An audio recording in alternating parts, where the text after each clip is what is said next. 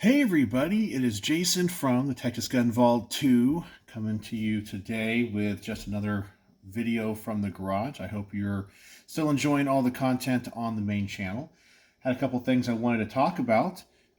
First, I want to say that I was not expecting that video where I just kind of talked to my biggest fans or whatever about the Echelon pistol would take off like it did. I mean, for the Texas Gun Vault 2, for this channel, for a video where I'm just sitting here spouting off stuff, for it to go to 750 or 800 people and to get so many interactions and thumbs up, I was not expecting that. Normally, I just make video content here behind the scenes in a casual way for the people that like my main channel and just want to interact with me a little bit more, and we can talk about more daily issues, whether that be gun control bills or what's going on in the news and the media, or just general chit chat about firearms. That's kind of what I wanted to talk about today. But if you're new here to the Texas Gun Vault 2 because of my video yesterday, because I had a huge spike in subscribers, please go check out my main channel. But anyway, this is just something that I like to do daily, where we just kind of like get around the water cooler and talk guns.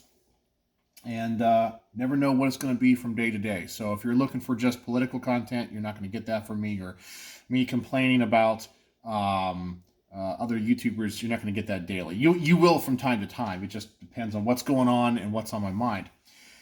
But speaking of daily firearms content, you guys know I have been working on this Precision Reflex Mk12 Mod 0 clone.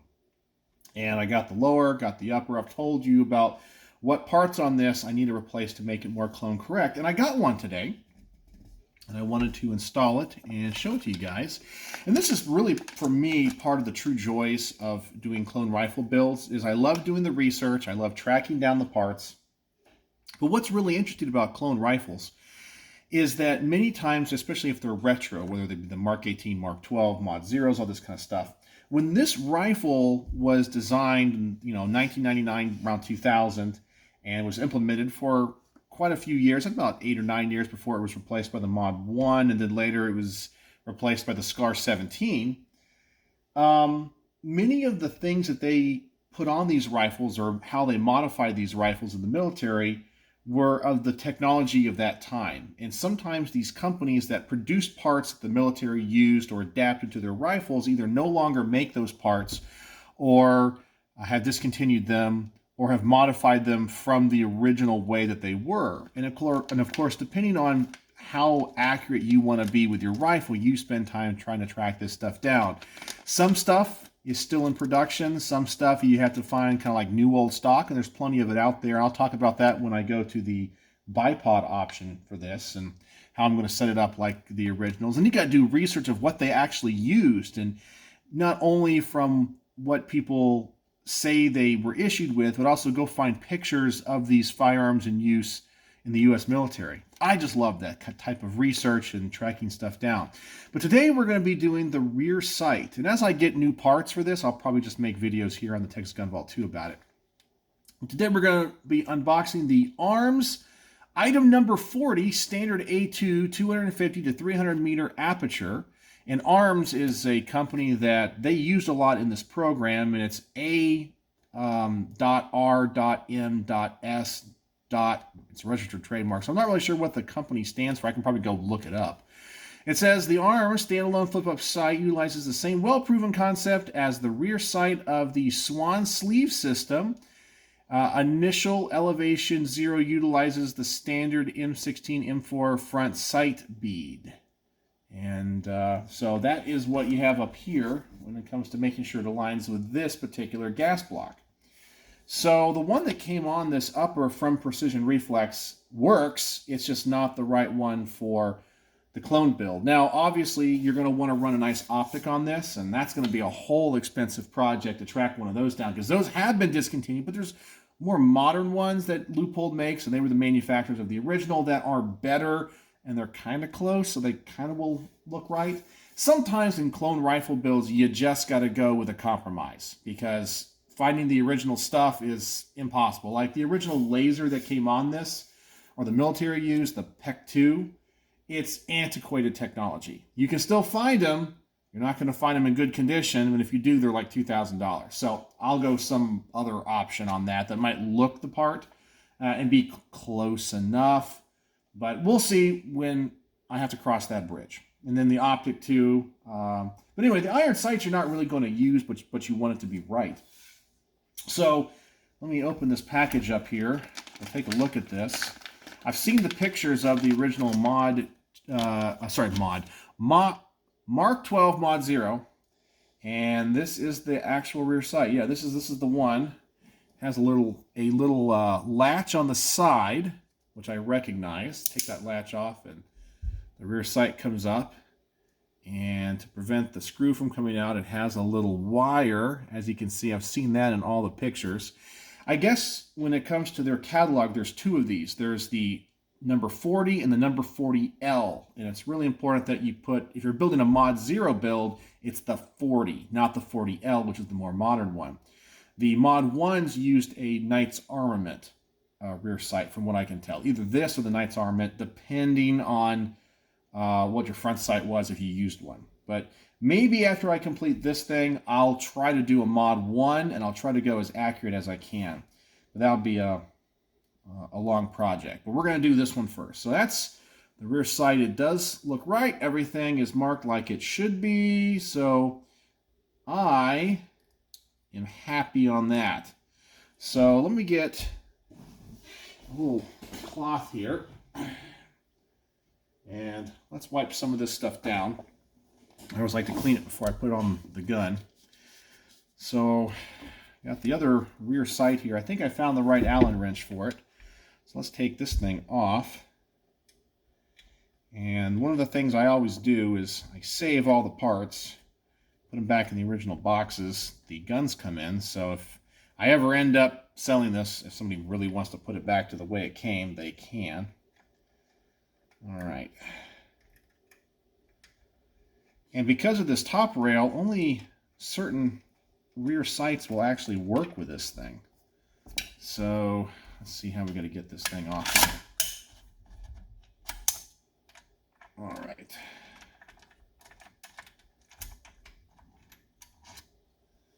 There's the screw, and then pull that off. And yeah, that's the rear sight that comes with it. It's marked as Precision Reflex. So there's that. So let me wipe down the rear of this receiver here. The one thing about Cerakoted finishes I'm never going to like is that they're just not as durable. Like you can see where when the sight was installed, it had a little bit of marring of the, I guess the coating. But that's just the way it is. It's okay. I know it's the way the military would have run it. I guess I'm just a perfectionist in all of this. All right, so what do we got here? Is this an Allen? No, that is a screwdriver. It's a regular screwdriver. So let me get one of those. That's Phillips.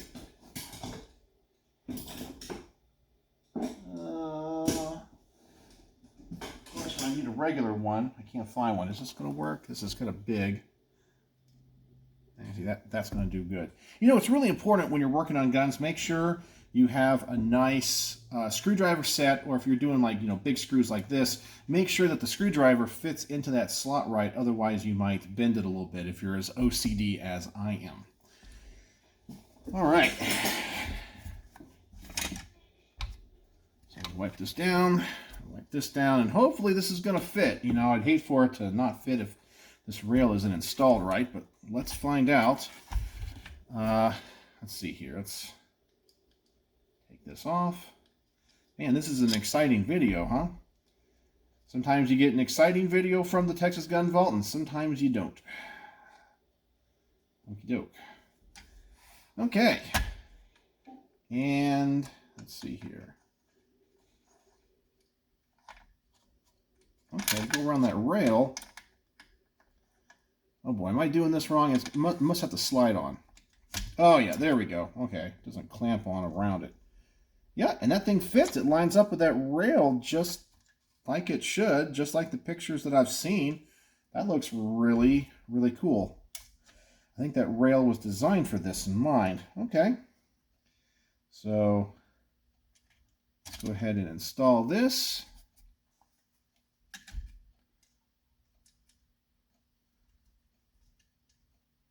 So the next thing I have on order is the Harris bipod adapter, which I forget the part number. It's either A.R.M.S number 22 or 32. Anyway, I've already ordered it, and it's out of stock in a lot of places. I don't think it's discontinued just quite yet, but I think it's kind of an irrelevant part because this is supposed to use a Harris bipod, and those are common, and there's a certain model that they use that's still in production. But Harris, since they began making bipods, has adapted them for M-LOK and Picatinny rail and so forth, so you don't need adapters anymore. So I have to buy one of the old standard ones that use the old attachment system, and then this assembly makes it a quick detach system. But I have that on order, and they also used a different device to help you lock it and unlock it, which was in the aftermarket. It's like a pod lever or something. I've ordered that too. It's cheap. You can get it on Amazon. Luckily, it's still made. So the bipod will be the next step in this. So let's see what this thing looks like. Yeah, that is the A.R.M.S. What was the number? 40. Yeah, the A.R.M.S 40 rear sight, not the 40L. And there it is in the up position. You get all the adjustments on the side. Of course, let's flip up the front sight as well. So there it is. Yeah, okay, so this clone build is coming together. I like this. So what do you guys think? You a fan of the Mark 12? I know some of you guys said you do have some Mark 12s, but I got the bipod that I'm going to work on next, and then I'm going to do the trigger. So the originals, from what I discovered, were the Knights Armament 2-stage, and you can still find those. They're kind of out of stock everywhere, just like Knights Armament stuff is for everything. However, my research tells me that the early Mark 12 Mod Zeros used that trigger, but there were problems with negligent discharges that they were too light. And of course, they were a 2-stage, I guess you'd say marksman's trigger, but it also had full auto capabilities. Now, obviously, this is not a machine gun, but the Mark 12 is designed as a semi-auto primarily, but could be used in full auto in the military. This is semi-auto only. And later they went to a Geisley enhanced full auto, which the civilian version is the super semi-automatic enhanced, which has a lighter pull than the standard super semi-automatic. So that's what I think I'm going to go with. I can find that a lot easier, and it's the one that was used in the later Mod Zero program, which I'm going to kind of justify this way. And this is how I think about these builds. Precision reflex in the later see, I keep saying mod or Mark 12s did provide upper receivers. So I did discover that in the Mark 12 Mod H and the later ones, they did use precision reflex uppers. So in a way, this is kind of correct. I don't know if they used any on the Mod Zeros. Anyway, I'm just trying to justify that. But I'm going to do the trigger after I do the bipod. And I'm probably going to do the safety selector switch. I've seen some pictures that have the Colt style ambi ones. You just can't pop in any ambi safety selector switch. It has to be a very specific one. It's made by Colt, or it's sourced by Colt. It has a very particular look to it. You can buy those, and I'll probably add that. I've seen some Mark 12 Mod Zeros that have it, and some did not, because originally they used M16A1 lowers, and I guess depending on what parts they had when they assembled them, you'd get whatever you got. So I'm going to do that, and then after that, I think I'm going to go for the suppressor. Now, there's two companies I can get the suppressor from, and I found one that still makes them in flat dark earth. So I'll go that direction, and then I'll work on the optic, okay? The optic and maybe a laser. I don't know. Depends on how deep I want to go on this. And then I will go and start looking and doing my research on the Mod 1. And then I'll do that. So anyways, what do you guys think? I'm trying to think, is there anything else in this I need to change? Oh yeah, there is one other thing. The bolt carrier. I'm going to get a Colt mil-spec bolt carrier, so it has the right finish and that it is chrome lined.